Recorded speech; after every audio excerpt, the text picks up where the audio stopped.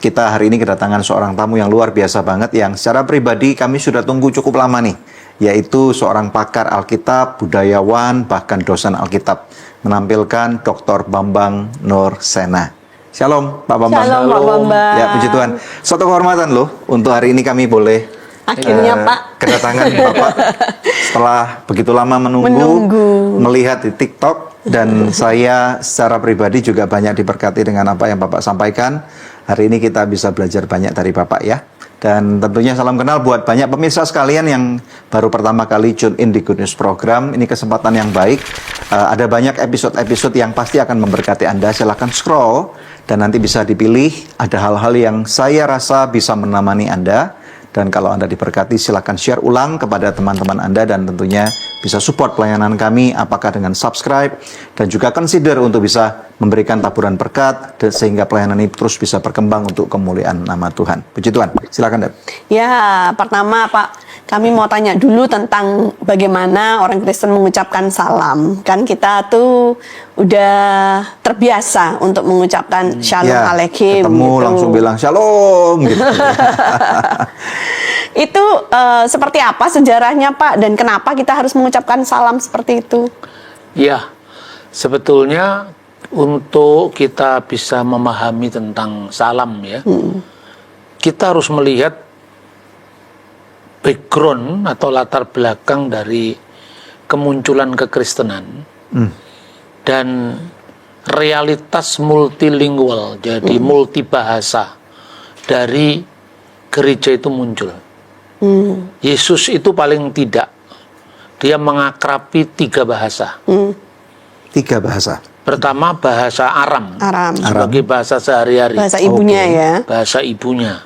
Itu percakapan orang di Galilea, di Nazaret, di Kapernaum, bahkan di Yerusalem.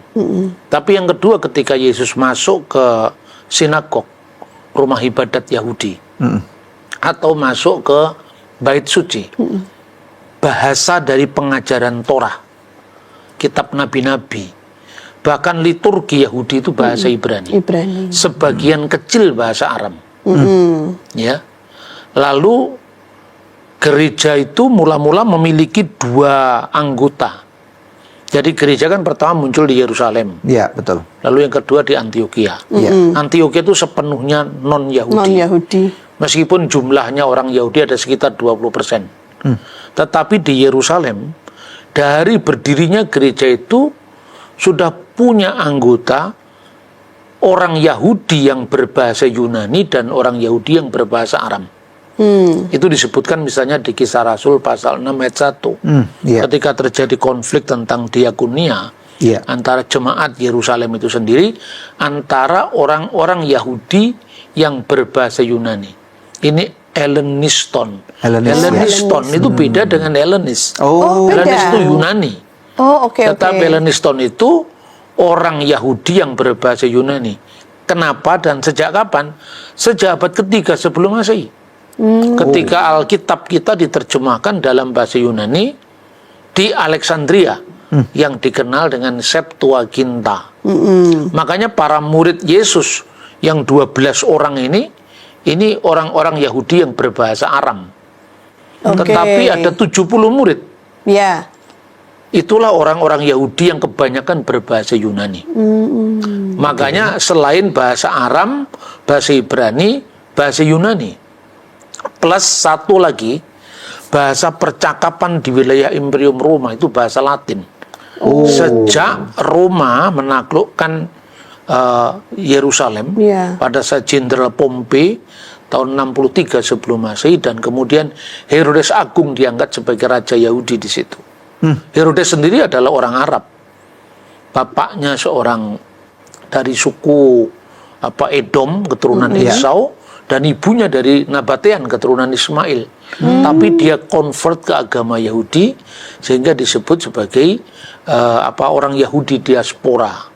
Bahasanya juga Yunani, kemudian bahasa Aram, dan disitulah salam diucapkan.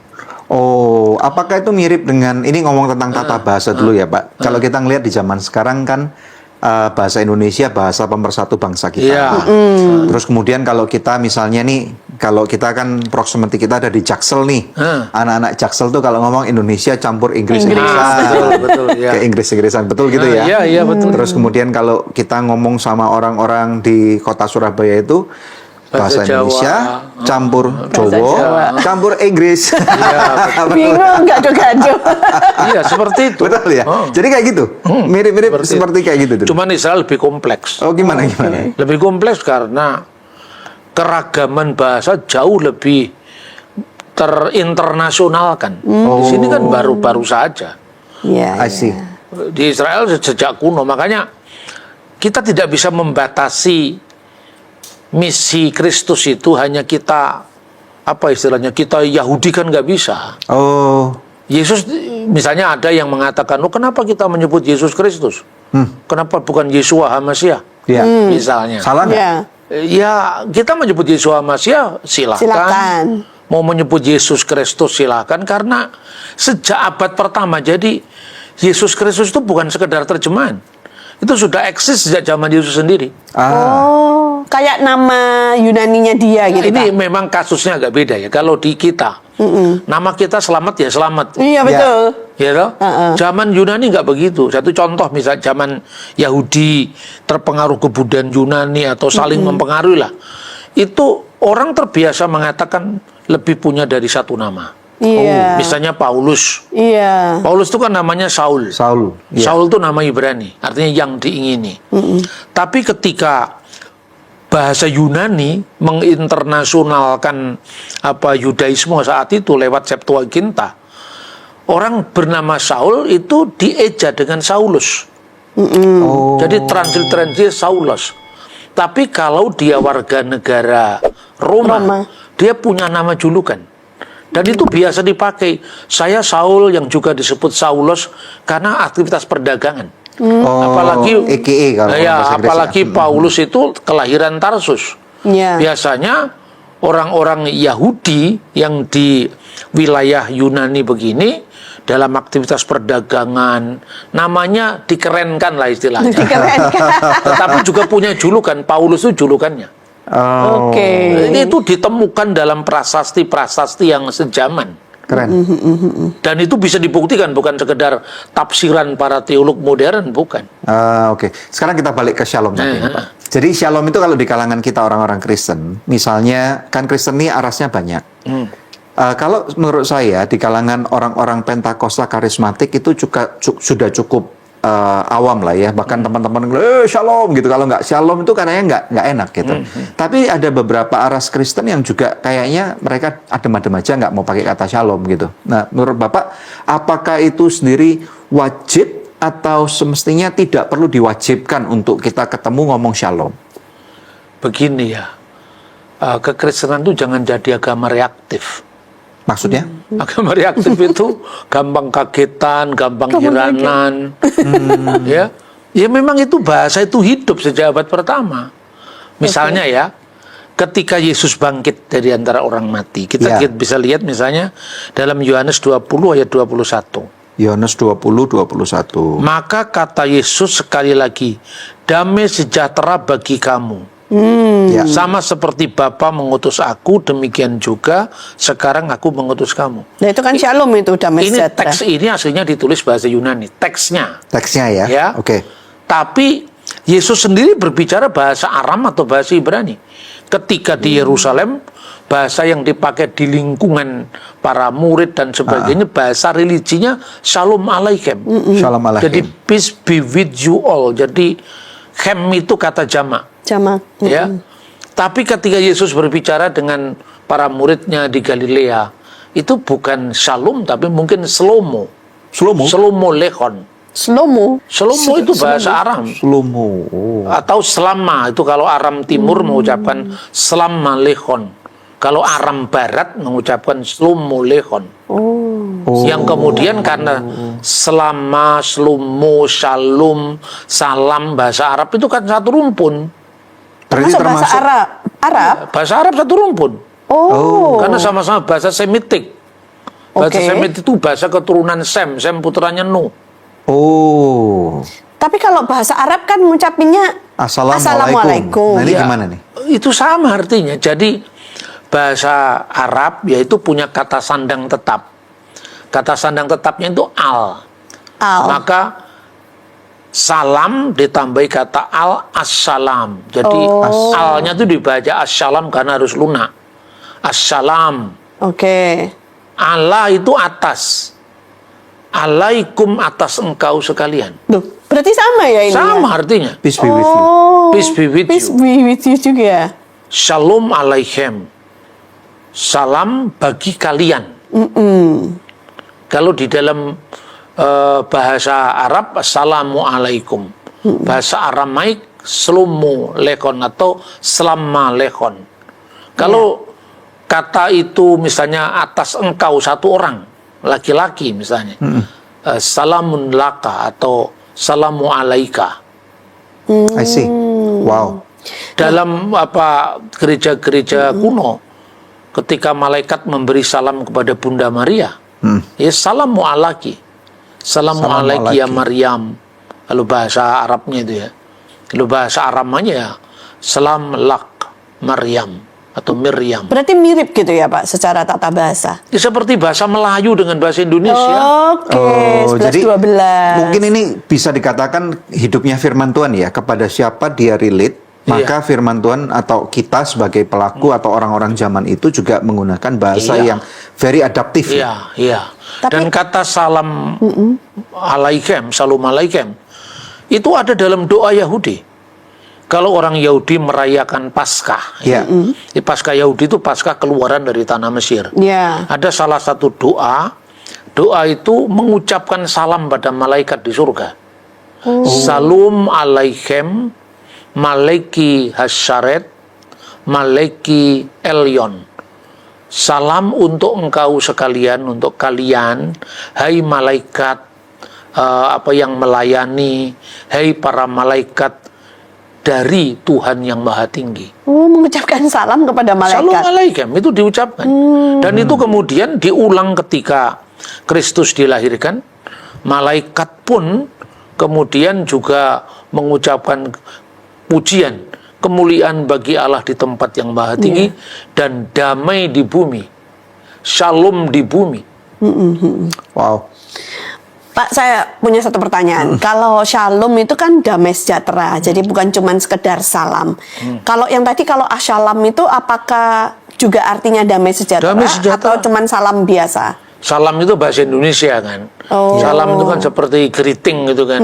Tapi salam bahasa Arab itu artinya salam. Oh gitu. Berarti sama persis gitu Pak? Sama persis mananya. Artinya, oke. Nah tapi di Indonesia ini kan aneh ya Pak. Maksudnya kan Indonesia itu kan memang beragam suku bangsa, Bhinneka Tunggal Ika. Nah kalau kita sih nggak masalah. Orang Kristen ketemu dengan saudara-saudara yang berbeda kepercayaan, orang-orang dari kepercayaan yang lain ngomong, atau di secara umum kalau pejabat Kristen udah biasa ngomong assalamualaikum gitu. Nah tapi kenapa orang-orang saudara kita orang Muslim tidak bersedia, atau bahkan kita sering membaca artikel-artikel dilarang, haram hukumnya mengucapkan selamat Natal, selamat Paskah apalagi gitu. Nah ini gimana penjelasannya? Ya itu kan soal tingkat pemahaman keagamaan, tergantung tingkat toleransinya. Sebab kalau misalnya ucapan, ada dua yang dipertanyakan ya, selamat hari raya misalnya. Sikapnya para ulama Islam sendiri berbeda. Kalau kita melihat Ustadz Abdul Somad dan teman-temannya pasti nggak boleh. Iya. Karena itu mungkin bisa mengaburkan agama dan sebagainya. Tapi kalau kita membaca misalnya Pak Quraish Shihab membolehkan. Iya, betul. Bahkan beliau mengutip dari Al-Quran sendiri. Ini menurut tafsirannya Pak Quraish Shihab, saya tidak mau mengintervensi agama lainnya. Iya. Nabi Isa sendiri diberi salam. Dalam surat Maryam ayat 33. Salamu alayya, salam bagiku ketika aku dilahirkan, yauma wulitu wa yauma amutu wa yauma ub'atsu. Ketika aku dilahirkan berarti kan selamat Natal, kata Pak Quraish Shihab. Jadi tergantung ulamanya. Itu kalau doa selamat. Tapi kalau bagi kita orang Kristen, ya kalau kita mengucapkan selamat menempuh hidup baru kepada teman kita, kan bukan istrinya jadi istri kita. Ya enggak lah.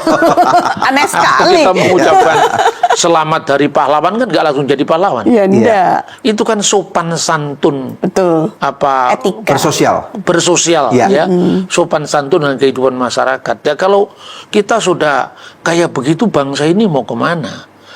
Setiap orang tuh gini loh, dia mestinya punya penghargaan terhadap kepelbagaian. Beda itu ya memang beda. Yang kedua, ini saya mengutip istilah Bung Karno ketika beliau datang ke gereja GPIB Margoyudan. Itu pada waktu genting-gentingnya agresi Belanda. Bung Karno bicara di gereja dan dia juga mengucapkan selamat Natal. Dan selamat Natal sangat diperlukan bagi orang Kristen di situ karena presidennya menyapa semua pihak, menghargai. Dia merasa memiliki. Soekarno bukan hanya miliknya orang Islam, miliknya orang Jawa, tapi milik kita semua. Makanya Natal kita juga diberi salam oleh Bung Karno. Itu kan bagian bagaimana bangsa ini saling menghormati satu sama lain. Dan Soekarno mengatakan sebagai seorang presiden yang beragama Islam, apakah engkau sentosa dengan pilihanmu masing-masing? Jadi artinya itu hanya sopan santun pergaulan. Terus kemudian tentang salam yang dilarang tadi ya, saya tidak menutup fakta bahwa memang ada dalilnya dalam agama lain tentang tidak bolehnya mengucapkan salam. Tapi bagi saya pribadi sebagai seorang peneliti ya, tentu Islam itu kan tidak muncul sebagai agama di ruang hampa. Dia memiliki interaksi dengan agama sebelumnya. Termasuk bahasanya tidak eksklusif. Karena bahasa Arab itu kan sudah ada sebelum zaman Islam. Jadi bahasa itu memiliki makna religi terkait dengan misalnya ungkapan-ungkapan tertentu. Yang itu hanya berlaku bagi Islam. Tapi bahasa Arab sendiri tidak hanya dipakai oleh orang Islam. Secara umum ya. Secara umum. Hanya bahayanya apa? Orang Kristen yang belajarnya separuh-separuh. Begitu dia belajar bahasa Arab, kalau gitu bahasa Arab itu bukan hanya bahasanya umat Islam. Kalau gitu kita boleh berdoa dengan Bismillahirrahmanirrahim, nggak boleh. Karena Bismillahirrahmanirrahim itu sudah itu khusus, jadi bahasa liturgis Islam atau bahasa ibadah Islam. Kalau di Kristen ya beda. Misalnya kalau orang Kristen yang berbahasa Arab, dia biasa mengawali tanda salib dengan mengucapkan Bismillah walibni warahil kudusal ilahil wakid. Demi nama Bapa dan Putra dan Roh Kudus, yaitu Allah yang Esa. Jadi gini, kalau kita mengucapkan Alhamdulillah saja, itu bahasa umum. Makanya kalau kita pergi ke Mesir, ke Syria, ditanya, kaifalak ya Ustadz, Alhamdulillah kulo tamam. Apa kabarmu ya saudara? Alhamdulillah semuanya baik-baik saja. Alhamdulillah itu puji Tuhan ya. Alhamdulillah itu puji Tuhan. Alhamdulillah itu mengarah kepada Tuhan. Al itu kata sandang. Al itu sama dengan ha bahasa Ibrani. Ha shalom assalam.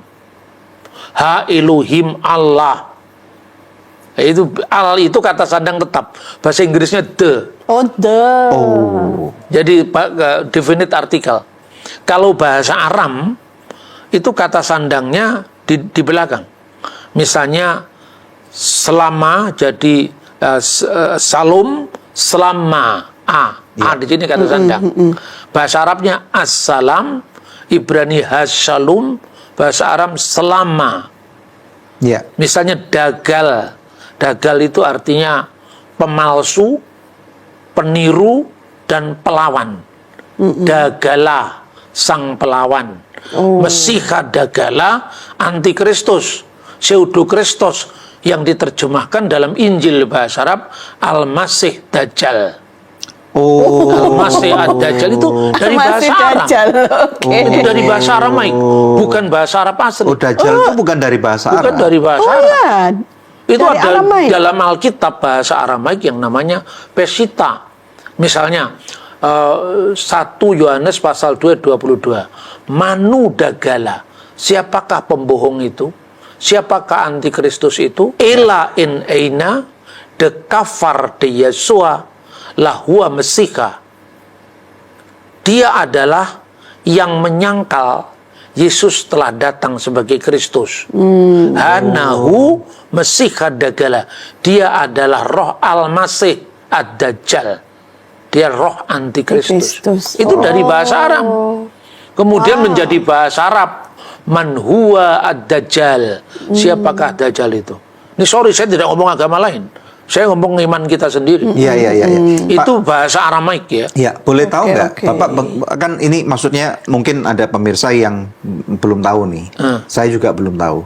Apa yang membuat Bapak bisa memahami atau punya keinginan untuk mempelajari berbagai macam bahasa dan bahkan menjadi ahli? Sehingga ini orang yang nonton, apaan sih? Ini kan emang lu siapa gitu? Saya ingin tahu awalnya bagaimana. Ya, saya tidak punya kompetisi, tidak merasa pintar. Saya biasa-biasa saja. Hanya saya memang orang yang tidak bisa diam. Bisa diam. Kenapa bangsa ini selalu mengalami pengkutupan? Saya ingin menggali akar dari apa sebabnya negara ini gampang dibenturkan, gampang pecah. Iya, betul. Salah satunya karena keawaman kita terhadap akar dari agama kita. Jadi saya memberikan kuliah seperti ini itu udah lama sekali ya. Saya akhirnya harus belajar bahasa Aramaik. Saya ke Syria waktu itu, ketika Syria masih niat sekali, Pak. Tahun berapa, Pak? tahun 95. Ketika Tahun Syria masih aman ya. Saya waktu itu dengan Abuna Daniel Biantoro, uskup gereja ortodok Yunani Old Calendar. Saya datang ke sana masih aman. Saya nginap di biara. Saya belajar di di semacam seminarinya itu singkat. Namanya itu Baptoma Theological Seminary. Wow. Bahasanya Arab, dan saya pernah tinggal di satu desa yang sepenuhnya pakai bahasa Kristus.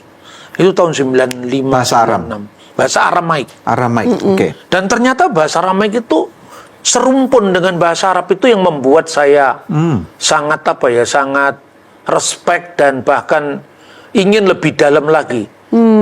Karena hormat saya terhadap bahasa ini, akhirnya ketika saya pulang ke Indonesia dan saya berinteraksi dengan teman-teman lintas agama, justru yang menyambut pertama kali Cak Nur. Gus Dur. Orang Kristen sendiri malah alergi dengan saya. Oh gitu? Ini orang bikin apa ini Pak Bambang ini? Kan gitu. Nah kemudian untuk lebih memperdalam lagi, saya studi lagi ke Kairo. Wow. Saya studi tentang ilmu agama-agama. Hebat. Itu di satu lembaga kajian namanya Darkumbuni Institute. Dan salah satu dari kakak senior saya itu namanya Romo Markus Sulu. Yang ketika Paus Francis datang ke Indonesia, beliau yang menjadi penerjemahnya. Oke. Jadi saya tidak merasa ahli, tapi saya hanya tidak bisa diam. Saya ingin punya sumbangan terhadap bangsa dan negara saya yang sangat mudah diadu domba karena konflik of symbol. Ini kan konflik simbol. Bahasa Arab dibatasi jadi bahasa agama tertentu. Tapi saya juga mengingatkan kepada orang Kristen. Kita ketika setiap agama itu punya misi, ya silakan. Tetapi artinya jangan dibangun di atas mengelabui orang lain supaya kita diterima, itu nggak baik juga. Ini Kristennya ya Pak ya? Kristennya. Dalam konteks apa? Dalam konteks misalnya ya orang Kristen supaya bisa diterima, kemudian dia ngutip-ngutip bahasa Arab tapi bukan bahasa Arabnya Alkitab. Bahasa Arabnya Quran untuk apa? Kalau dasar imanmu bukan kitab suci agama lain, ya cukup membaca Alkitab. Kalau kepingin tahu konteks timurnya, belajarlah misalnya ke gereja yang berasal dari Arab sana. Tidak usah pakai, supaya kita diterima, kita pakai bahasanya umat Islam. Jadi saya kasih contoh gini lah. Bahasa Indonesia itu netral kan, Melayu, Indonesia. Tapi ketika misalnya kata angin itu kan netral. Tapi ketika orang punya PT namanya PT Angin Mamiri, terus kemudian didaftarkan di Depkumham, itu kan sudah jadi hak ciptanya pemilik PT itu. Jangan bikin angin mamiri lagi. Nanti kita bisa melanggar hak ciptanya orang lain. Ketika orang Islam mengucapkan Bismillahirrahmanirrahim, itu dalam tanda kutip itu trademarknya Islam. Kita tidak boleh pakai itu lagi. Oke. Oh, paham. Tapi kalau kita mengucapkan alhamdulillah tergantung konteksnya. Kalau alhamdulillah itu bahasa Arab sehari-hari boleh, atau sekalian. Iya, betul. Kalau kita mau mengucapkan alhamdulillah lengkap, alhamdulillahirabbil alamin itu Islam. Oh, gitu. Meskipun kata alhamdulillahirabbil alamin itu maknanya netral. Segala puji bagi Allah Tuhan seluruh sekalian alam, itu kan netral. Tapi ini kan sudah menjadi bahasa doanya umat Islam. Berarti jangan diganggu. Jangan diganggu. Oh iya, betul, setuju sekali. Kalau orang Kristen misalnya dari gereja Syriak Ortodok, itu ada sebelum perjamuan suci, sebelum Ekaristi itu kan ada doa alhamdulillahi ala khairatihi, alhamdulillahi ala afdalihi. Oh ya? Ada. Karena bahasanya Tapi itu beda memang. kan sambungan belakangnya Iya, iya, nggak Itu sambungannya sama. beda. Iya. Betul. Ya, kalau misalnya doa yang seperti doa baku dalam Islam kan Al-Fatihah. Dalam Kristen Abana Latifis Samawat. Doa Oh, Bapak ada kami. juga ya. Oh, doa Bapak kami. Itu Abana Latifis Samawat liyatuqati sismuka li'ati malakutuka. Oh, ini dalam bahasa Arabnya Bahasa ya, Pak. Oke. Jadi kalau misalnya orang Kristen beribadah, misalnya di gereja timur ya misalnya, al-majdu lillahi walibni wa ruhil kudus. Al-ana wa kulu awanin wa ila tahri tahirin.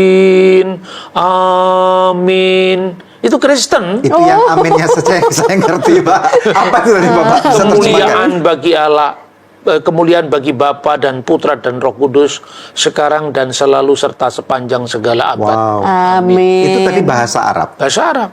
Kalau mau bahasa Ibraninya ada, tapi bahasa Ibrani nggak eksis di kalangan gereja. Oke. Oh. Bahasa Ibrani nggak eksis loh di Loh, kalangan kalau di Iya, iya. Indonesia sendiri apakah ada gereja Arab? Ada gereja Koptik, gereja saya. Oh. Pakai bahasa apa, Pak? Iya bahasa Indonesia, tapi liturginya masih ada bahasa Arabnya. Aram. Karena memang Arab. Oh, Arab. Arab dan Koptik, karena itu memang bahasa liturgis yang dipakai. Misalnya Kudus itu bahasa Arab, itu dari bahasa Yunani Koptik ya. Agios oteos, agios iskiros, itu kan Arabnya Kudusullah, Kudusul Qawi. Itu dipakai karena itu bahasa itu sudah seperti memang itu karena liturgi yang tidak diubah. Diterjemahkan oke, tapi teksnya bahasa Koptik dan Arab tetap dipakai. Selain bahasa Indonesia, bahasa Syriak atau Aramaik dengan Arab plus Indonesia tetap dipakai. Gereja Koptik banyak di Mesir ya, Pak ya? Mayoritas Mesir itu Memang Kristennya dari Koptik. Mesir kan? Karena dari Mesir. Iya. Itu gereja Alexandria yang dibangun oleh Rasul Markus. Oke. Setelah dia pulang dari perjalanan di Roma. Tapi kalau gereja dalam bahasa Ibrani sama bahasa Aram, enggak ada. Begini, kalau bahasa Aram ada. Ada. Gereja Ortodoks Syria, gereja Maronit Katolik yang di Lebanon, Oke. gerejanya Khalil Gibran, gereja Assyria Timur Katolik yang ada di Baghdad, itu bahasanya Aram. Tapi kalau bahasa Ibrani itu sejarahnya panjang. Oh. Karena begini, I see. ketika Kaisar Hadrian memadamkan perang yang dipimpin oleh Simon Bar Kokhba. Simon Bar Kokhba itu pemimpin pemimpin revolusi Yahudi Ya. yang oleh Rabi Akiba diakui sebagai Mesias Israel. Tahun berapa ini, Pak? 132 sampai 135 Masehi mereka menang. Sempat menerbitkan mata uang. Oh, wow. Jadi selama 3 tahun ada kerajaan Yahudi merdeka. Tapi tahun 135 Kaisar Hadrian menaklukkan semua Yerusalem diratakan. Jadi kedua kali, yang pertama tahun 70 Jenderal Titus, yang kedua tahun 135. Dan ketika itu dipadamkan pemberontakan, itu 3 keputusan dari Hadrian. Pertama, nama Yerusalem tidak boleh ada lagi. Oh. Karena nama Yerusalem itu selalu menyalakan pemberontakan kembali. Diganti apa? Diganti dengan Alia Capitolina. Alia Capitolina. Dan ketika pasukan Arab di bawah Umar bin Khattab masuk ke Yerusalem, kata Yerusalem nggak dikenal oleh Islam. Oh. Kata Yerusalem tidak ada dalam Quran, tidak ada di dalam sejarah Islam awal. Yang ada kota Ilia dalam perjanjian Umar. Ilia itu sebetulnya Arabisasi dari nama pagannya Yerusalem, Alia Capitolina. Dan kota itu dibaktikan, didedikasikan kepada dewa Jupiter. Lalu keputusan kedua, provinsi Syria dan provinsi Yudea yang dulu dipimpin oleh Antipas zaman Yesus itu disatukan dan diganti nama dengan Syria Palestina. Oh, ini sejarahnya. Kenapa disebut Palestina? Karena Hadrian tahu selama kata Israel, Eretz Israel masih muncul, itu pemberontakan Yahudi tidak pernah padam. Lalu dicarikan nama musuhnya Israel, bangsa Filistin kuno. Lalu dinamakan Syria Palestina. Sekalipun Palestina sekarang tidak sama dengan Filistin zaman kitab ini. Ini kan nama provinsi pada zaman dinasti Ottoman kan.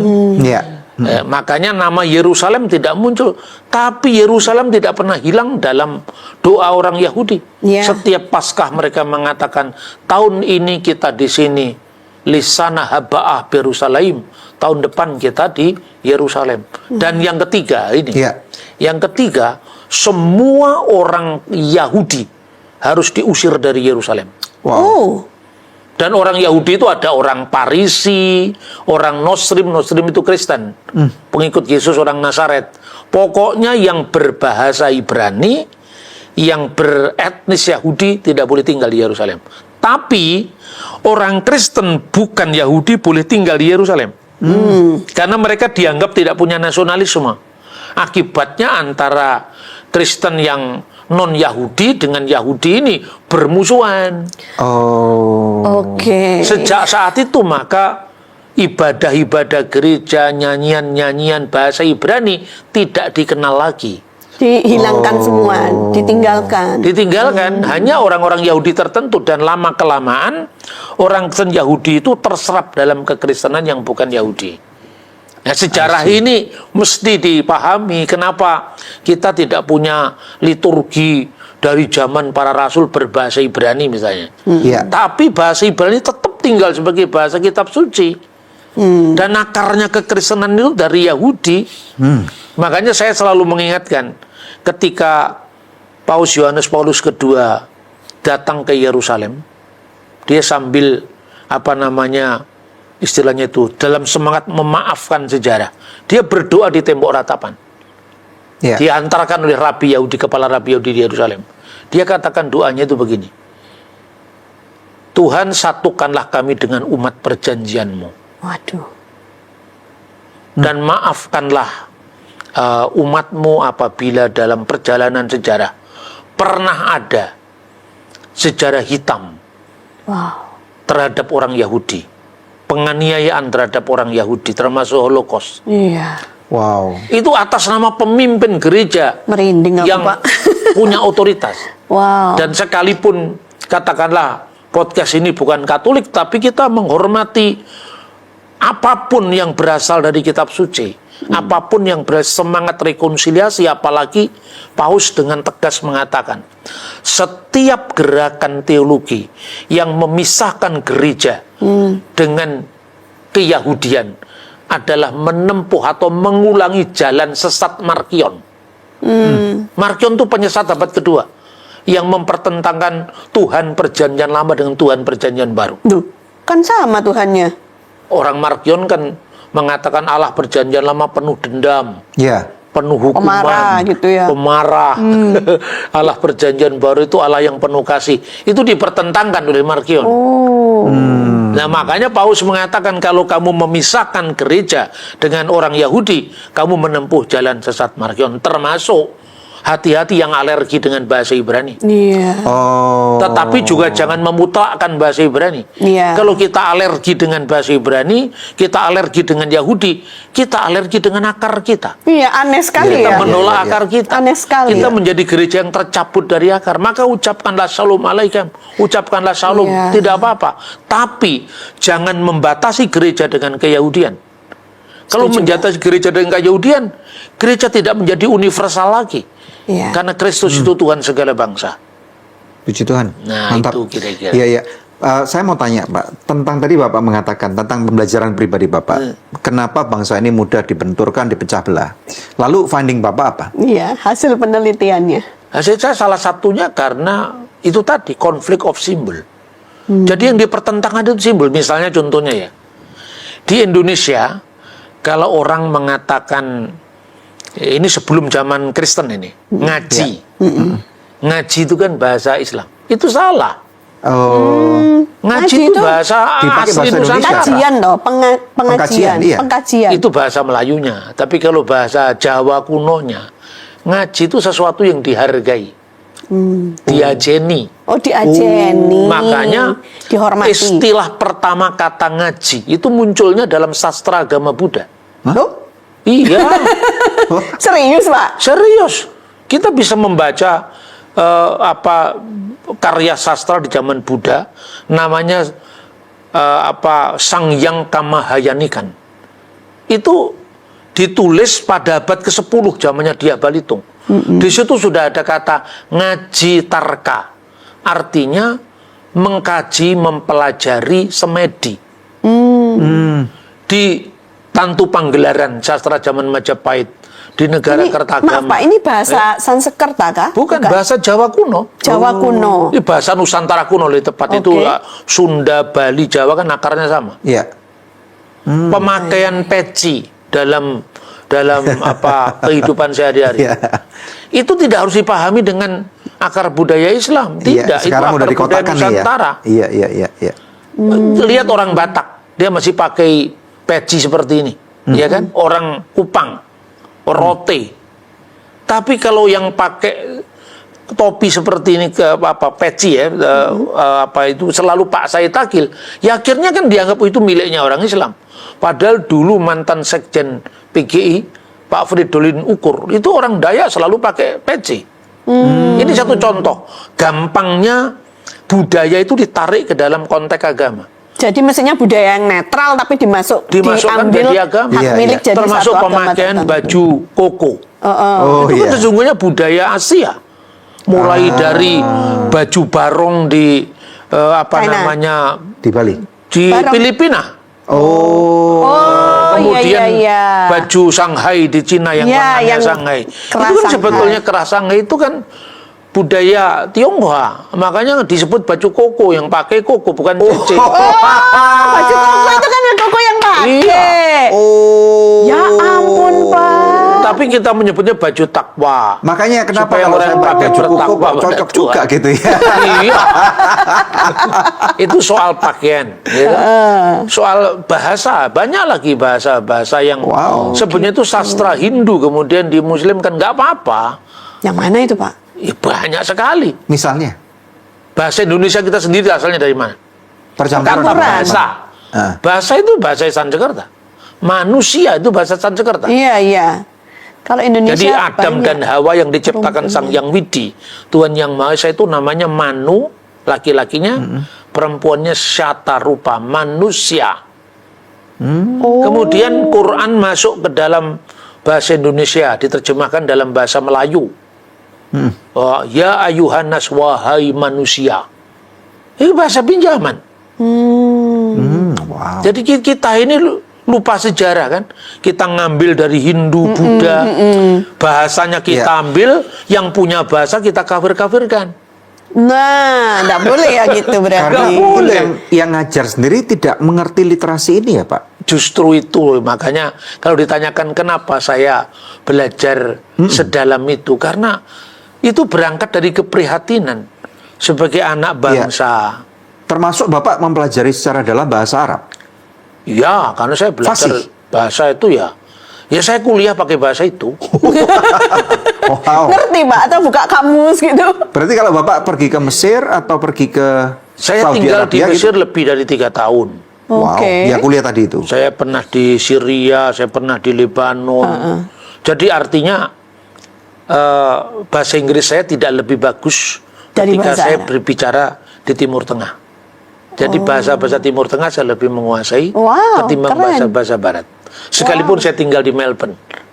Ya, Mantap, Pak. Di Melbourne pakai bahasa apa? bahasa Inggris tapi artinya kalau di tingkat kefasihan. Kedalamannya ya Lebih biasa fasih. lah, biasa puasa sehari-hari. Lebih Iya, fasih iya. bahasa Timur Tengah. Maksudnya untuk bisa berkomunikasi dengan Ya. baik itu memadai. Untuk bisa berkomunikasi Dan mengajar, maksudnya dalam tata bahasa pengertian ini. Oke Pak, sekarang ini ada hal-hal yang mungkin juga tidak bisa kita lupakan ya, tentang Tuhan Yesus. Tuhan Yesus itu kan juru selamat kita. Tetapi sampai dengan hari ini masih banyak orang-orang yang tidak percaya. Benar nggak sih Yesus itu yang mati di kayu salib? Benar nggak sih Yesus itu yang dibangkitkan dari kematian? Nah, sedangkan memang di beberapa episode-episode kudus kita pernah membahas tentang ini, tetapi saya ingin dengar nih dari Versinya, pengajaran yang Bambang Nursena berikan gitu secara seutuhnya tentang hal ini. Kalau Yesus disalib itu sudah pasti, nggak usah diperdebatkan. Bukan Itu fakta sejarah. bukan siapa Yudas yang disuruh atau orang yang dimiripkan Yesus gitu. Enggak lah. Kan konon katanya orang-orang yang tidak percaya mengatakan itu seperti itu. Itu kan katanya, bukan faktanya. Karena ada ini ya catatan sejarahnya ya Pak ya, bahwa memang terjadi. Tanpa membaca Alkitab pun Yesus pasti disalib. Ngapain kita Kok ikut bisa? berdebat? Tulisan-tulisan sejaman. Jadi sejarah itu kan dari namanya sumber primer. Sumber primer itu berasal dari yang mengalami peristiwa itu. Tangan pertama. Tangan pertama. Saksinya. Matius, Yohanes, bahkan Yohanes ada di bawah salib itu. Oh iya. Oh. Itu kan sumber primer. Tapi kan mereka bisa nyangkal itu kan murid-muridnya Yesus, komplotan gitu. Nah, kalau gitu makanya ada sumber sejaman. Oh, sumber sejarah. Katakanlah kalau sumber primer itu ditolak karena muridnya Yesus, Iya. sumber sejaman. Siapa Tidak ada sumber sejaman yang menyangkal penyaliban Yesus. Misalnya Cornelius Tacitus. Dia ahli sejarah Romawi. Dia juga seorang istilahnya ahli hukum Romawi, senator Roma. Dia mencatat dalam Oh, dia bukunya. mencatat ya? Dia mencatat Oke. Kristiani, orang-orang Kristen yang nama itu berasal dari Kristus. Orang ini maksudnya Kristus telah disalibkan sampai mati di era pemerintahan Kaisar Tiberius Imperitate di situ. Di bawah prokurator kita Pontius Pilatus. Lo clear. Itu dia menulis tahun 90 Masehi. Penyaliban terjadi tahun 33 Masehi. Hanya berjarak 57 tahun. Iya. Oh. Sama dengan jarak proklamasi kita dengan kita. Iya. Iya. Lebih dari 70 tahun. Tapi kenapa kita percaya?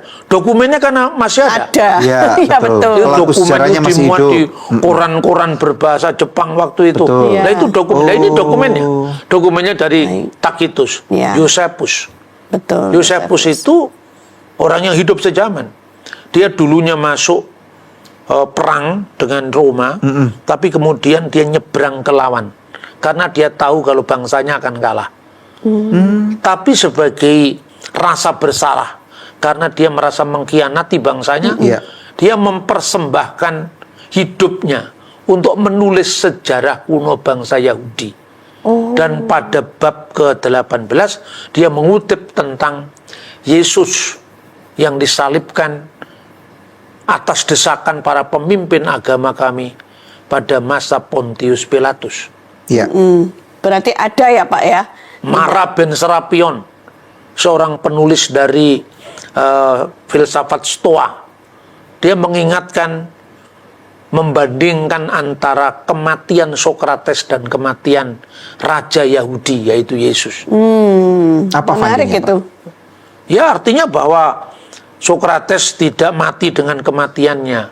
Raja Yahudi itu setelah dia dibunuh tetap hidup dalam pengajaran para pengikutnya. Wow. Fakta penyaliban Yesus itu Diakui. bukan sekedar fakta iman, tetapi fakta sejarah. Ya. Maka saya selalu mengatakan, kalau yang seperti ini tidak usah berdebat dengan Alkitab, apalagi kitab suci agama lain. Kitab suci kita aja boleh, nggak usah kita baca. Kalau sekedar untuk menunjukkan Yesus mati. disalib apa tidak, pasti. Itu memang terjadi, ada Talmud bukti Yahudi sejarahnya. sendiri, Traktat Sanhedrin, menyebut penyaliban Yesus Iya. Erev Pesah pada permulaan pada saat Paskah, menjelang Paskah, sorry. Tapi kalau orang bertanya, Untuk apa Yesus disalib? Jawabannya di Alkitab. Oh. Karena untuk apa Yesus disalib itu makna penyaliban. Ya. Tapi benarkah Yesus disalib? Sudah benar. Mestinya pertanyaannya bukan benarkah Yesus disalib, benarkah Yesus tidak disalib? Oh. Pertanyaannya dibalik. Berarti lebih susah membuktikan bahwa bukan Yesus yang disalib daripada Lebih Yesus. susah membuktikan. Karena tidak ada catatan sejarahnya Tidak ada gitu ya. catatan itu pun kalau muncul itu Palsu. baru generasi ketiga setelah Yesus. Oke. Lalu apa Sudah yang menyebabkan ada kitab-kitab lain 600 tahun setelahnya menyangkal ini? Itu soal tafsiran. Tafsiran karena peristiwanya sudah terlalu jauh. Sudah terlalu Dan jauh. tafsiran itu diwarnai oleh teologi agama, bukan oleh fakta sejarah. Saya berikan contoh ya. Ya, silakan. Pada zamannya para rasul, itu setelah Yesus naik ke surga, ada aliran yang namanya Gnostik. Gnostik. Gnostik itu ya kita pelajari di sekolah-sekolah teologi itu. Ya. Itu berasal dari kata gnosis. Gnosis itu artinya bukan hanya pengetahuan, tapi esoteric knowledge, pengetahuan rahasia. Nah, orang-orang Gnostik ini berpandangan pada zaman Rasul Yohanes itu punya guru yang namanya Kerintus, bukan Korintus. Kalau Korintian itu nama kota, Kerintus itu nama bidat itu. Itulah yang dihadapi Yohanes ketika dia nulis 1 Yohanes, 2 Yohanes. Siapakah antikristus itu? Yaitu mereka yang menyangkal Yesus telah datang sebagai manusia. Berarti aliran yang dihadapi Yohanes adalah kelompok Gnostik yang menyangkal Yesus turun jadi manusia. I see. Ya, ya. Lalu Yesus jadi apa? Yesus itu intermediary being. Dia bukan Allah, bukan manusia. Oh, cuman perantara saja. Ngambang gitu. Ya antara baina antara Allah, antara manusia. Antara Allah dan manusia, Antara malaikat surga, antara gitu, bumi. malaikat. Bukan malaikat juga, Bukan malaikat malaikat juga. real, makhluk rohani. Tapi ini pokoknya dia kapan aja datang jadi manusia, kapan aja dia lewat tidak Jadi jadi jelma-jelmaan manusia. gitu. Kira-kira untuk membayangkan itu ada lagunya Kau datang dan pergi. Kapan aja dia mau, terserah. Iya, iya, Ya toh? iya. Nah, yang seperti ini muncul di abad pertama akhir. Abad kedua, setelah Yohanes meninggal di Efesus, dia punya murid namanya Polikarpus. Polikarpus salah satu dari episkop, penilik jemaat atau uskup kota Smyrna. Kita terkenal kalau kita pergi ke 7 jemaat itu, ada kota Smyrna, salah satu pemimpinnya awal itu muridnya Yohanes sendiri. Karena 7 jemaat itu kan hasil penginjilan Yohanes, namanya Polikarpus. Polikarpus ketemu dengan muridnya Kerintus tadi, namanya Markion. Markion itulah yang tadi itu. yang bikin perjanjian baru diobrak-abrik dia itu. Makanya gereja bikin kanon. Kamu siapa? Kamu ngobrak-abrik kitab saya. Kamu bukan muridnya para rasul. Kamu ini asalmu nggak jelas. Yang mentahbis kamu siapa? Yang numpangi tangan kamu siapa? Sehingga kamu ngaku sebagai pengikut Kristus. Gitu kira-kira. Maka zaman Markion itu ketemu dengan ini Polikarpus. Bapak masih ingat gak akan saya? Tentu saja aku ingat, karena kamu anak sulung iblis katanya. Sulung iblis. Jadi para bapak gereja awal itu tegas terhadap ajaran sesat. Iya, iya. Kemudian muncul generasi berikutnya lagi. Kalau Markion kan dia mengkoreksi Alkitab. Jadi teks-teks tertentu yang jelas-jelas menyebutnya Yesus itu datang jadi manusia dibuang. Oh, itu Misalnya tempatnya. Matius dibuang karena ada silsilah Yesus. Wah. Markus dibuang karena ada pembaptisan Yesus. Kalau Yesus bisa diselamatkan ke dalam air kan berarti manusia. Manusia, iyalah. Manusia benar. Betul. Lalu Injil Yohanes apalagi? Jadi diedit-edit Alkitab Edit. gitu. Karena Menyingkirkan kalau Injil fakta Yohanes kan sejarah. jelas Iya, iya. firman itu telah menjadi manusia dibuang. Apalagi Yohanes itu melawan ajaran Gnostik. Jadi orang itu, makanya saya bilang orang Kristen itu perlu belajar filsafat.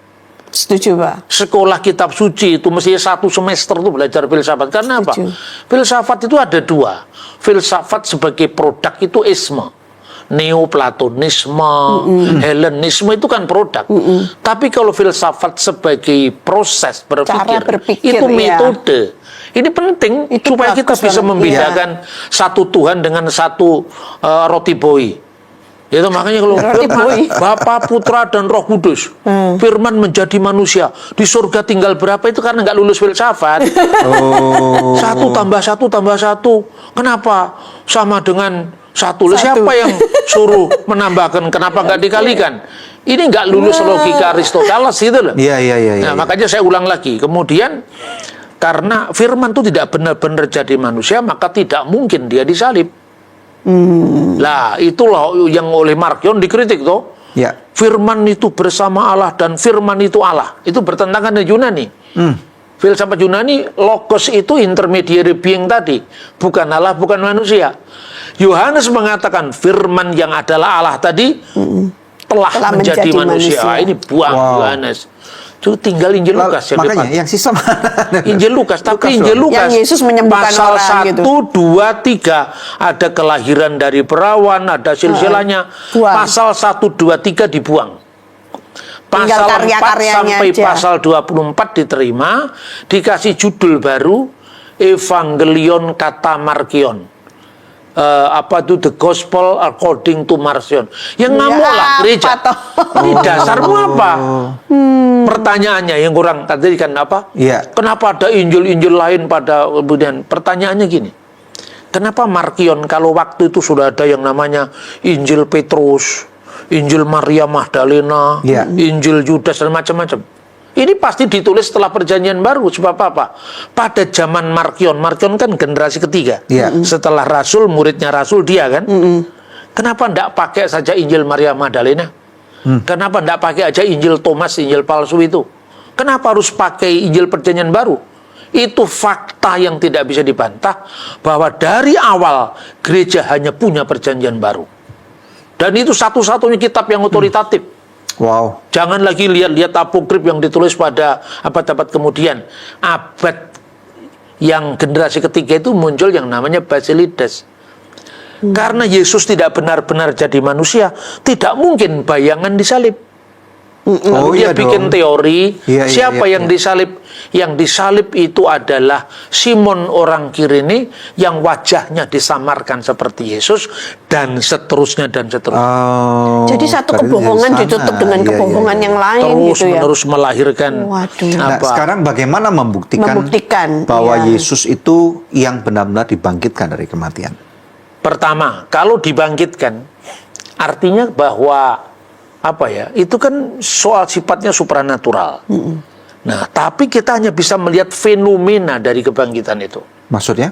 Fenomena kebangkitan. Jadi artinya gini, kalau orang suruh menyaksikan benar-benar dari ini apa faktanya orang lain, catatan itu implisit. Misalnya Yosefus.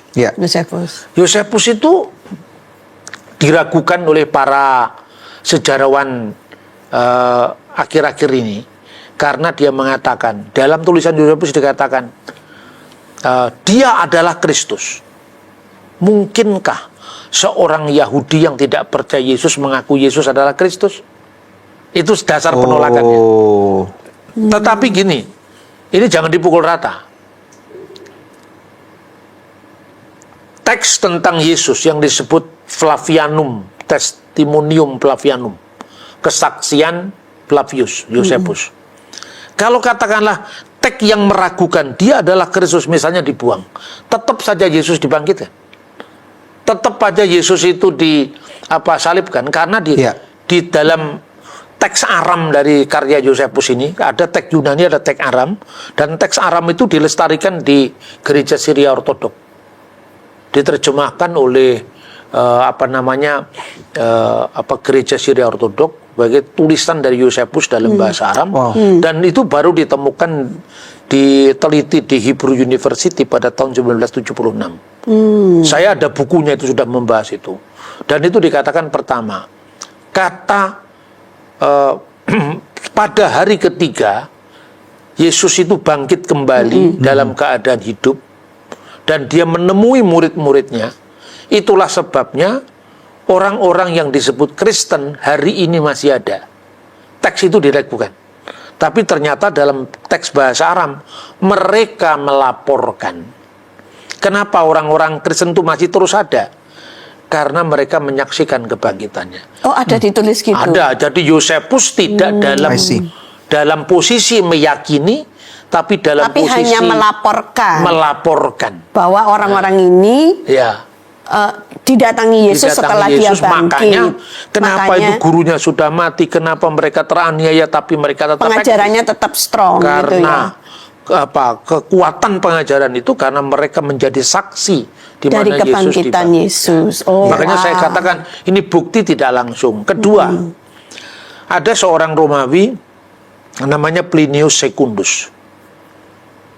Dia disuruh menyelidiki kenapa orang-orang yang disebut Kristen itu menjadi pengajar tahayul. Tahayul. Jadi orang Kristen waktu itu kan disalahpahami. Sejak dulu Kristen kan selalu disalahpahami. Katanya orang Kristen itu telah makan daging manusia. Waduh. Itu gara-gara dituduh kanibal. Gara-gara Yesus berfirman, memakan daging tubuhku benar-benar makanan, gitu. Darahku benar-benar minuman. Iya. Dan murid-murid kan kaget, mereka banyak yang mundur. Itu dituduh kanibal. Tapi orang ini meneliti setelah menemui orang Kristen, lalu mereka katakan, yang saya temui tidak seperti yang banyak dilaporkan itu. Yang saya temui, mereka biasa kumpul pada hari tertentu saat menjelang fajar. Kenapa hari tertentu? Itu kemungkinan besar hari Minggu. Karena dikaitkan dengan fajar, itu kebangkitan. Jadi sudah mulai ada perayaan kebangkitan Yesus pada hari pertama minggu itu. Oh iya, betul. Ya kan? Nice. Itu ditulis kira-kira tahun 150, 130-an ditulis. Dan kemudian dia mencatat, dan apa yang saya jumpai di sana? Mereka kumpul dengan sesama mereka. Mereka makan makanan yang sehat. Artinya bukan makan daging manusia. Bukan kanibal. Bukan makanan dan minuman yang memabukkan. Lalu setiap pertemuan hari tertentu, fajar tadi, mereka Carmen kue Christo quasi Deo. Mereka melantunkan himne-himne kepada Kristus seperti kita memuja dewa kita. Artinya apa? Sudah ada pemujaan terhadap Kristus di komunitas tertindas ini. Quasi Deo, seperti kita berdoa pada dewa-dewa. Berarti ada bukti ketuhanan Yesus di dalam keyakinan gereja mula-mula yang masih teraniaya itu. Di tulisan orang Romawi. Selebihnya saya tidak menemukan kesalahan mereka. Jadi bukan cuman asal apa katanya, tetapi diselidiki dengan dalam, dan itu jadi jurnal ya. Terus gini Pak, pemaknaan Paskah. Jadi dari kematian Yesus, kemudian kebangkitannya, sekarang kita sebagai orang-orang Kristen di zaman ini modern, bagaimana kita mesti memaknai Paskah ini sendiri secara benar? Pertama, Paskah itu sendiri sebetulnya kan kalau dalam perspektif Kristen itu adalah pesan pembebasan. Iya. Dan itu bersambung dari Paskah Perjanjian Lama. Oh iya. Yang keluar dari Mesir keluar itu dari kan. tanah Mesir. Dan mungkin kita bisa lihat istilah Paskah sendiri. Itu berasal dari Alkitab ya, Perjanjian Lama, dari Keluaran pasal 12. Keluaran pasal 12. Keluaran pasal 12, 12 dan 13. Ayat berapa Pak? 12 dan 13. Oke, baik. Jadi ayat 11 dulu. Dan beginilah kamu memakannya, pinggangmu berikat kasut dan kakimu tongkat di tanganmu, buru-burulah kamu memakannya. Itulah Paskah bagi Tuhan. Ini kata pertama. Kenapa disebut Paskah? Sebab pada malam ini aku menjalani tanah Mesir. Ini saat anak sulung itu ya. Dan semua anak sulung dari anak manusia sampai anak binatang akan kubunuh. Dan kepada semua ilah di Mesir akan kujatuhkan hukuman, akulah Tuhan.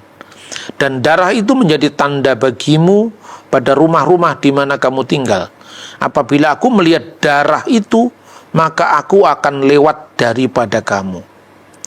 Apabila aku melihat darah itu, maka aku akan lewat daripada kamu. Itu teks bahasa aslinya juga digunakan tepesah. Jadi wira iti et hadam, dan aku apabila aku melihat darah itu, upesahti alaihem, maka aku lewat daripada kamu. Pesah itu Paskah berarti ya? aku lewat. upesahti, maka aku lewat. Berarti Atas melewati. kamu, melewati. Iya. Nah, kemudian pertanyaannya, ketika gereja mula-mula berdiri, mereka semua Yahudi. Betul. Iya. Jangan lupa. Iya. Ketika Yesus mengajak perayaan Paskah, pergilah kamu ke kota, kemudian kamu akan ketemu seorang laki-laki yang membawa kendi berisi air, terus disuruh ngomong kepada tuan rumah itu, guru akan merayakan Paskah di rumahmu. Ya. Paskah mana yang dirayakan Yesus? Paskahnya orang Yahudi. Iya. Nah, Paskah Yahudi, kita masih bisa merekonstruksi dengan Paskah Kristen. Karena apa? Orang Yahudi punya perayaan Paskah, buku liturginya namanya Seder Pesah. Jadi buku Haggadah Pesah.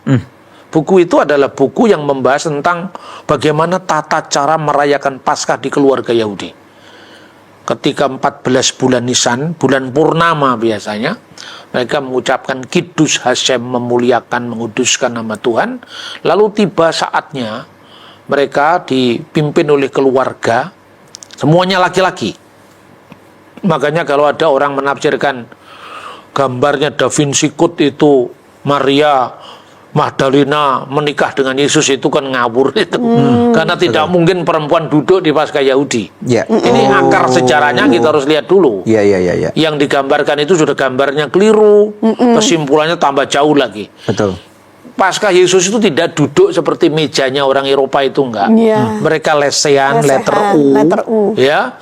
Dan tidak ada wanita di situ, wanitanya menyiapkan. Oh, Apa yang wanita disiapkan? memang tidak diperbolehkan. Di situ ada Ya. potongan daging anak domba, ada sejenis salad, lalu ada roti tak beragi, ada anggur. Pertanyaannya, waktu Yesus merayakan perjamuan Paskah, mana potongan daging anak domba? Oh, dia sendiri ya. Karena dia sendiri anak domba Allah, penghapus dosa dunia. Tapi urutan-urutannya Paskah sama dengan Paskah Yahudi. Oh, berarti pada malam itu memang tidak ada anak domba yang Tidak ada. seperti kebanyakan orang Yahudi Kebanyakan lakukan. Paskah Yahudi nggak ada. Oh. Dan waktu memecah-mecahkan roti itu, salah satu doa Yahudi yang pakai bahasa Aram itu di situ. Yang lain bahasa Ibrani. Misalnya Semuneh Esreh, berkat 18 itu bahasa Ibrani. Baruch atah Adonai Elohenu melek haolam, Elohe Avraham, Elohe Yitzhak, Elohe Yakub, Maken Abraham, itu bahasa Ibrani. Tapi ketika memecah-mecahkan roti, mereka mengucapkan halakma anniya diakalu afahtana bi'ar adem Misraim. Itu bahasa Aram. Apa itu, Pak? Inilah roti sengsara yang dimakan oleh nenek moyang kita di tanah Mesir. Setelah dipecah-pecahkan, diberkati, lalu dimakan. Urutannya sama, dipecah-pecahkan, diberkati, dimakan. Tapi Doanya Yesus beda. tidak mengucapkan doa seperti Paskah Keluaran. Dia mengatakan, inilah tubuhku yang dipecah-pecahkan. Wow. Begitu juga cawan anggur itu tidak dipahami anggur sengsara yang diminum nenek moyang kita di tanah Mesir. Inilah darahku, darah perjanjian baru. Tapi habis itu, setelah menyanyikan nyanyian pujian, mereka kan meninggalkan tempat itu, lalu pergi ke Getsemani kan? Iya, betul. Yang diterjemahkan nyanyian pujian itu adalah nyanyian Halel. Mazmur yang diawali dari Halel. Halelu, et Hashem, kolha, umim, dan seterusnya. Yang diawali kata Halel. Halelu, Yah itu Yahweh. Tuhan, ya itu bacaan kira-kira, Yah. Jadi Yahweh itu bacaan kira-kira. Oh, haleluya itu berarti. Haleluya. Haleluya. Terpujilah Yah. Terpujilah Yahweh. Iya, Oh, iya. gitu. Oke. Atau terpujilah Hashem, terpujilah Adonai. Lalu mereka meninggalkan itu. Nah, pertanyaannya, murid-murid tidak paham juga kan? Ketika Yesus mengatakan, perbuatlah ini sebagai peringatan akan daku. Mereka Betul. lewat aja. Karena mungkin situasi yang mereka berada dalam kesulitan, ketakutan, harapan yang tidak pasti kan itu. Betul. Ketika Yesus sudah bangkit, murid-murid itu dikagetkan dengan berita wanita-wanita di antara mereka mendengar Yesus telah bangkit di antara orang mati. Ada 2 orang yang berjalan ke Emmaus, namanya Kleopas. Kleopas itu tidak termasuk 12 murid, tapi termasuk 70 murid. Oh, I see. Ya. Istrinya namanya Maria. Itulah ibunya Yakobus dan Yoses. Ya, dalam sejarah gereja, Kleopas itu adiknya Yusuf, suami Bunda Maria. Ya, makanya di bawah salib itu berdiri ibunya Maria dan saudara ibunya yang namanya Maria juga, istri Kleopas. Yang bersaudara itu Kleopas dengan Yusuf. Oh, berarti omnya Yesus ya, secara tidak langsung. Secara hukum. Secara karena hukum, Yesus bukan anaknya Yusuf iya. secara fisik. Iya. Oh. Nah, tapi berita itu apa Wow. yang membuat mereka sampai tidak mengenal kalau yang diajak ngomong itu Yesus.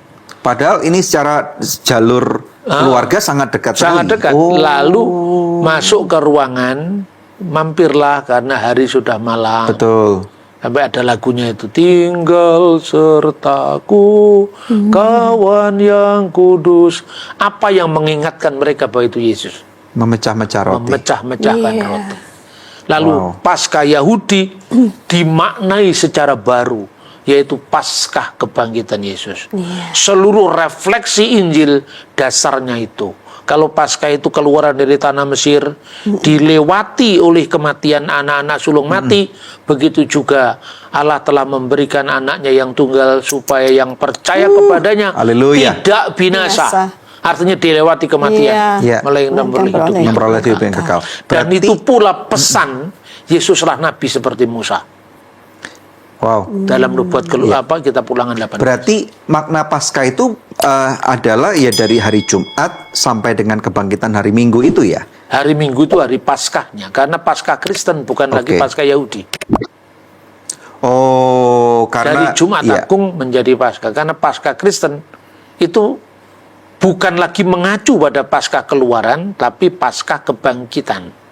Dan itu nanti dalam sejarah gereja, itu baru selesai tahun 325. Selesai maksudnya apa, Pak? Selesai persoalan tanggal Paskah itu. Dari zaman gereja mula-mula. Selesai aklamasi 325 ketika konsili Nicea. Maksudnya bingung ngitungnya atau gimana, Gini, Pak? ada gereja yang merayakan Paskah sesuai hari Minggu. Karena Paskah kita ini Paskah Kristen. Anak domba Paskah yang disembelih itu kan bangkitnya hari Minggu dan kemenangannya hari Minggu. Betul. Nah, gereja lain lagi memang, tapi kan Paskah kita ini kan kesinambungan dari Paskah Yahudi. Jadi kalau hari Minggunya tidak jatuh pada bulan purnama, diundur 1 hari. Sampai jatuh bulan purnama. Akhirnya Polikarpus yang uskup Smyrna itu dipanggil ke Roma oleh Anakletus. Kenapa Paskahmu berbeda? Nah, dua-duanya akhirnya mengatakan, sudah, kami merayakan Paskah kami, kamu merayakan Paskah kamu. Jadi timur dan barat beda. Oh gitu. Itu sejarahnya. Kemudian karena ada gereja yang menunda Paskah sesuai dengan bulan purnama harus dari Yahudi tadi, kita nggak bisa lagi yang timur mengatakan begitu. Lah kenapa nggak bisa? Kalender kita tidak lagi pakai kalender bulan. Iya. Kalender bulan cuma 354 hari. Kalender kita 366 hari, belum kalau kabisat. Iya. Lalu akhirnya setiap tahun kan tambah Geser. geser. makanya ini geser, yang geser. menentukan hari Paskah ini siapa yang menentukan dan dengan dasar apa? Dari Yesus sendiri. Oh. Perbuatlah ini sebagai peringatan akan Enggak, maksud saya Iya. tanggalnya, Pak. Menetapkan Kan tanggalnya tanggal sekarang itu loh, modern Pak. itu Paskah tiap tahun berganti-ganti nih. Kalau Nyari Jumat sampai Minggu. Yang ketentuan hari Jumat Agungnya pinpoint misalnya di tahun 2026. Yaitu pada tanggal, sebentar saya cek dulu. Yang menghitung siapa gitu? Yes. Ya gereja. Oh, dengan ketentuan apa? Bulankah atau apa? Ketentuannya ya melakukan konversi kalender. Jadi karena selisih waktu tahun matahari dan tahun bulan itu dihitung. Orang Yahudi sendiri menghitung itu. Makanya mereka punya namanya bulan ke-13. Yang namanya Adar Seni atau Adar Bet. Itu jatuhnya 7 kali dalam 19 tahun sekali. Supaya Paskah tetap musim semi. Iya, seperti kabisatnya. supaya Paskah tetap musim semi. Karena apa? Selisih 10 hari tadi. Makanya sebetulnya kalender Yahudi itu tidak sama dengan kalender Islam. Sama-sama Meskipun berbasis sama-sama pakai bulan. tapi yang satunya bulan murni, yang Yahudi dikonversikan dengan kalender matahari. Pertanyaannya kenapa harus dikonversikan? Iya, kenapa? Karena kalau pertanian nggak bisa dasarnya bulan. Sementara perayaan-perayaan Yahudi itu perayaan Shavuot itu kan dasarnya kan perayaan musim. Musim, ya betul. Kan? Iya, iya. Itu. Nah, perbedaan dari kalender ini kemudian jalan sendiri, saling menghormati. Antara gereja yang merayakan harus pada bulan purnama, Iya. satunya nggak usah bulan purnama, pokoknya hari Minggu. Oh, oke. Akhirnya terjadi penyatuan pada Konsili Nikea tahun 325. Lalu setelah itu di Roma dilakukan pembuatan kalender namanya kalender Anno Domini. AD yang dipakai sampai sekarang. Tapi kalender ini pun juga kacau. Karena apa? Karena hitungan Paskah dan Natalnya tidak sinkron. Akhirnya karena dimajukan, dimundurkan sesuai dengan bulan purnama tadi loh. 1582 Paus Gregorius menyesuaikan kalender. Makanya saya sering kasih kepada anak-anak, coba kamu lihat Google, tulis saja kalender 1582 Oktober. Ketemu dari tanggal 4 langsung tanggal 15. Iya. Betul. Itu supaya selisihnya nggak terlalu panjang. Jadi mengejar selisih. Gereja Timur tetap menggunakan kalender yang lama. Tapi kalau kalender yang lama itu kalah dengan kalender Gregorian, mestinya 25 Desember Gereja Barat ini belum 25 Desember. Kalender yang lama tuh yang Anno Domini. Bukan. Bukan yang baru itu. Itu kalender Julian. Kalender yang lama tuh maksudnya yang bulan tadi itu, perhitungannya dengan bulan. Kalender lama itu kalender Masehi Julian yang ditetapkan oleh Julius Caesar. Iya, yang Julian. Tahun 45 sebelum Masehi. Oke, Pak. Sebelum Gregorian. Lalu gini, kalau kita orang Kristen kan di Indonesia menggunakan kata Paskah, itu mudah sekali karena mengacu kepada Pesach tadi itu ya. Nah, tapi kita kan juga ke Inggris-Inggrisan gitu. Ke Amerika-Amerikaan, ke European. Nah, menggunakan kata Easter. Easter itu di bahasa Jerman. Nah, makanya itu. Kita kadang-kadang mendapatkan forward message, jangan menggunakan kata Easter karena itu dari dewa Ishtar. Nah, ini saya mau supaya kita diluruskan nih. Itu nggak ada kaitannya. Nah, ini makanya. Itu hanya kemiripan bunyi. Apakah kesuburan berarti ya? Apakah ada. berarti sebagai makna yang benar itu Happy Passover, Happy Pesach, Happy Easter, Selamat Paskah? Semuanya benar. Yang mana? Semuanya benar. Itu hanya soal bahasa. Ini soal greeting lagi ya ini ya. Nah, ini makanya supaya kita sebetulnya kata membakukan Easter itu asalnya dari bahasa Jerman kuno. Yang artinya itu hari bangkitan, dari kebangkitan. Easter itu artinya kebangkitan. Tidak ada kaitannya dengan Asera, Astoret, nggak ada kaitannya. Ishtar nggak ada kaitannya. Pertanyaan kalau ada kaitannya, lewat apa sampai itu jadi bahasa Barat? Kan udah dirunut. Lalu kenapa Kristen Eropa dan Kristen Amerika tidak menggunakan Happy Passover? Isn't it easier? Ya karena bahasa saja. Bahasa yang dipakai gitu. Sekarang kalau kita ngomong Paskah ya Pak, saya juga ada pertanyaan. Kenapa kok anak-anak sekolah minggu disuruh nyari telur dan ada kelinci? Itu apa Pak kaitannya sama Paskah? Kalau kelinci itu hanya mainan anak-anak. Mainan. Itu nggak ada kaitannya nilai Paskah. Tapi kalau telur itu ada. Karena salah satu Paskah Yahudi itu ada telurnya. Gimana Pak? Kan tidak ada di Alkitab. Ya itu kan ngomong tentang liturgi. Kalau liturgi kita lihat langsung ke Talmud, lihat langsung ke ini kan ngomong Yahudi. Maksudnya menu mereka ada telurnya. Ada telur. Dan telur itu adalah simbol kesuburan. Kamu orang Yahudi, sesuai dengan berkat Abraham dan jadi bangsa yang besar. Jangan serupa dengan bangsa lain. Itu intinya. Tapi tidak ada kaitannya dengan Dewi Kesuburan tadi. Nggak ada kaitannya. Justru liturgi Yahudi melawan Dewi Kesuburan. Dan itu konteksnya telur itu, kalau dalam sejarah gereja, itu asal usulnya dari literatur Barat, ya. Barat maksudnya Barat kuno itu. Ketika Maria Magdalena diundang, ya tentu ini nggak percaya ini juga tetap bisa masuk surga karena ini kan tidak mutlak ya, tapi artinya salah satu kemungkinan Maria Magdalena itu diundang oleh Kaisar Tiberius karena Maria Magdalena itu pemain kecapi, disuruh nyanyi di situ, Ternyata dia bersaksi tentang Yesus yang bangkit. Oh, iya. Lalu kaisar marah dalam cerita itu. Kenapa kamu disuruh memainkan kecapimu, memainkan kinor? Ya, kamu cerita-cerita orang mati yang bangkit kembali itu tidak masuk akal. Lalu dia membawa telur itu di suguhannya kaisar. Ini benda mati, tapi dari sinilah asal-usul kehidupan. Lalu telur yang warnanya putih tapi ada merahnya, ada hijaunya, makanya menghiasi telur Paskah. Itu buku ditulis kira-kira abad ketiga, abad keempat. Tapi bahwa di Jerman ada urusannya dengan kelinci, itu kan Jerman. Persoalannya simbol telur itu tidak hanya ada di Jerman. Di Ethiopia, di Syria, di Koptik, semua ada itu. Lalu kalau kita merayakan Paskah, boleh nggak pakai kelinci Paskah? Kalau untuk merayakan kan bukan ibadah. Mereka untuk main anak-anak itu boleh lah. Tapi ndak usah diangkat ke mimbar, dijadikan simbol, ndak. Telur Paskah juga nggak usah dibawa ke mimbar, karena kan tidak Kalau untuk alkitabiah. menceritakan Maria Magdalena boleh, itu punya nilai sejarah gereja kan. Iya. Makanya gereja kita itu banyak tercabut dari akar. Lalu dicari akarnya dari Jerman, ndak ketemu. Iya. Mencari akarnya mesti ke Timur Tengah. Karena bukan ke- kalau background kami sendiri kan dari gereja-gereja karismatik nih, dikatakan itu nggak alkitabiah, jangan dilakukan gitu. Ya kalau ngomong tidak ada di Alkitab, dianggap nggak boleh dilakukan. Sekarang pertanyaan, dari mana kita tahu Injil pertama ditulis Matius?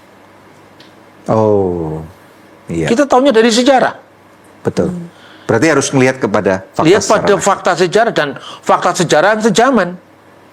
Sekarang Injil ini ditulis Matius, nggak ada pasal dan ayatnya. Scroll ya. Nggak ada. Judulnya lembaga Parikopnya. Alkitab itu kan diberikan oleh gereja mula-mula. Misalnya kanon Muratori. Kanon Muratori itu reaksi daripada Markion yang merusak kanon perjanjian baru tadi. Kanon Jadi Muratori dirapikan lagi gitu dirapikan sama ya. mereka. Gereja yang punya hak, maka dibuatlah perjanjian baru dengan 27 kitab tadi, timur dan barat sama. So, menghadapi Markion tadi. Nah dari situ mulai ada Injil ini ditulis oleh Markus, ini ditulis oleh Lukas. Ya. Dari mana kanon Muratori berani mengatakan itu? Dari Papias. Siapakah Papias? Papias itu muridnya Yohanes. Percaya mana muridnya Yohanes atau percaya teolog abad ke-20? Iya. Ini muridnya bukan Yohanes, Alkitab. Kalau ukurannya Alkitabiah dalam pengertian tekstual, ini sama-sama nggak ada di Alkitab. Tapi lebih percaya mana? Tafsiran teolog dari abad 20 atau tafsiran muridnya Yohanes langsung? Iya, muridnya Yohanes langsung lah. Cara berpikir historis kan seperti itu. Iya. Jadi kata Alkitabiah itu belum selesai, harus dimaknai lagi. Oke, berarti ini kita rangkum Iya, ya, iya, kita rangkum iya. Pak. Oke, kayak kita sangat bersyukur sekali loh. Terima kasih nih. Iya, Kita iya. sangat diberkati Belajar karena banyak. melihat kekristenan itu kita nggak boleh Kristen yang dalam tempurung ya. Iya. Nggak cuma melihat denominasi, tapi ngelihat dari akar sejarah, fakta-fakta yang ada, dan tentunya pewahyuan dari Tuhan juga ya. Amin, amin. Nah hari ini kita bicara banyak tentang, ini perkenalan dengan Pak Bambang Nursena ya. Kita bicara tentang shalom, kemudian assalamualaikum, kemudian perbedaan suku, kata, dan bahasa dari penulisan Alkitab. Kemudian yang tidak kalah penting adalah kita bicara tentang Paskah ini. Jadi kita diperkaya nih, diperluas bahwa it is okay untuk kita mengucapkan selamat Paskah. It is okay untuk kita mengucapkan Happy Passover atau Happy Pesach. Betul ya? It is okay untuk kita bilang Happy Easter. Oke, puji Tuhan. Ini saya rasa akan membawa perubahan paradigma untuk membuat kita menjadi lebih luas di dalam mengerti apa yang menjadi hati Tuhan terhadap kita sebagai anak-anaknya. Selama kita percaya bahwa Yesus adalah juru selamat yang tunggal ya. Betul nggak Pak? Satu-satunya yang sudah mati di kayu salib karena menanggung dosa kita dan kemudian bangkit di hari yang ketiga, maka pernak-pernik dalam perayaan Paskah selama tidak berlebihan ya Pak, menurut saya ya. Ini kita bisa merayakan dan tentunya kita harus mengembalikan kemuliaan hanya bagi Tuhan saja. Pak Bambang, kami sangat bersyukur sekali lagi. Semoga next time ya. Nanti mampir lagi dalam kunjungan-kunjungan berikutnya ke Jakarta. Saya tahu jadwal Bapak sangat sibuk sekali. Kita sangat beruntung hari ini kedatangan Bapak di sini. Ya.